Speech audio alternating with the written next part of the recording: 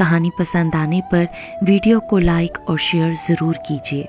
हम तो बस ऐसे ही साथ देने शामिल हो गए। अब हमारी बीवी को तो हमारी इज्जत का ख्याल है ही नहीं, बस ज़बरदस्ती पीछे पड़ जाती है कि रात के खाने पर आपको आना है। ज़ेबा आपा को हैदर के इस रवैये की उम्मीद नहीं थी। वो भी बोल पड़ी, क्या मतलब है हैदर आपका? क्या आपके आने पर एहतमाम नहीं होता? दोनों मियाँ बीवी के बढ़ते झगड़े को देखकर अम्मा घबरा उठी। अरे बेटा, ये तो बस बहाना होता है मिल बैठने का, दामाद भी तो बेटा ही होता है ना। आज़र को गो के हैदर का लहजा और रवैया हमेशा की तरह इंतहाई नागवार गुजरा, मगर हमेशा की तरह वो बहन की वजह से गुस्से को काबू करने पर मजबूर था और अब भी इसीलिए मामले को गंभीर होता देखकर उसने बात संभाल ली। अरे यार हैदर भाई, हम तो बड़े खुश नसीब हैं कि हमारी बहन को आप जैसा बंदा मिला। अब देखें ना, आप इसके कहने पर फौरन आ जाते हैं, कोई तेवर ना नखरा। ज़ेबा आपा, तुम कदर करो अपने मियाँ की, समझी?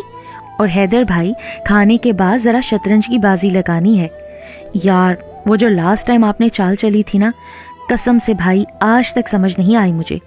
कुछ नजरे करम हम पर भी करते हैं, कुछ हमें भी सिखा दें। माना कि आप जैसा ज़हीन नहीं, मगर आखिर सोहबत का भी तो असर होता है ना। कुछ हमारा भी रोब दबदबा बैठे दोस्तों पर आपकी बदौलत। आज़र हैदर के मिजाज से खूब वाकिफ था। कुछ वो खुद लोगों को उनके मूड और मिजाज के मुताबिक डील करने और मामलात संभालने के गुर से वाकिफ था। हैदर खुद परस्त और खुशामद पसंद था, लेकिन वो फौरन ही तारीफों के जाल में आ जाता था। सबके चेहरों पर इत्मीनान था और दिल में आज़र के लिए शुक्रगुजारी और तारीफ, मगर मेज़ पर से बर्तन समेटती सहर की आंखों में हैरानी और दिल में वीरानी फैल रही थी, क्योंकि वो जो ज़माना शनास था अपने निकाह में मौजूद औरत के जज्बात और एहसासात से किस कदर नाआशना था। उसे कब से भूख लग रही थी, मगर अब एकदम जैसे उसके अरमानों की तरह उसकी भूख भी मर गई। आज़र की रात 12 बजे रवानगी थी। वो हैदर के साथ शतरंज की बाजी खेलकर फौरन ही वापसी के लिए स्टेशन रवाना हो गया और सहर खाली पेट और खाली दिल लिए अपने खाली कमरे में लौट आई।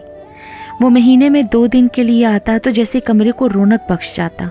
उसका वजूद, उसकी महक, उसकी चहल पहल, उठना बैठना सुनसान कमरे में जिंदगी का एहसास जगा जाता था, मगर उसके जाते ही सिसकियाँ, आहटें, खामोशियाँ और वीरानियाँ उसकी हमराही बन जाती और वो अपनी हुर्मा नसीबी पर, अपनी बेकदरी पर रोज़ अपनी सहेलियों के साथ नुहा कुना होती।